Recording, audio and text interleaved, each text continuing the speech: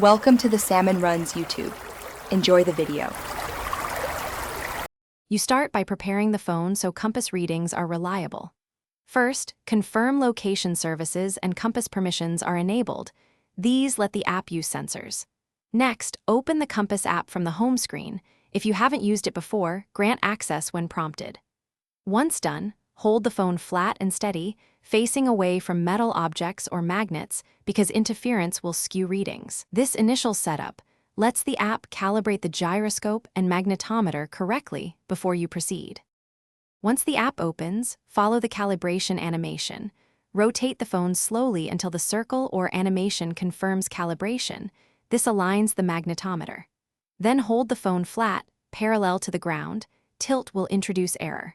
Point the top edge of the phone toward your target. The large number is your bearing in degrees, and smaller text shows cardinal direction.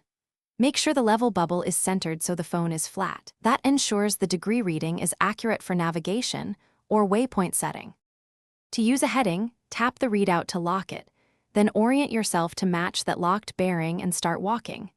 If readings drift or jump, go back into calibration, toggle location services off and on, and remove magnetic cases or accessories. These are the most common fixes.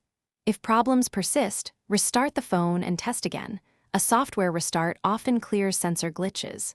Finally, make small practice checks against a known landmark, so you learn how your phone behaves in different environments. Thanks for watching. Consider subscribing if we helped you.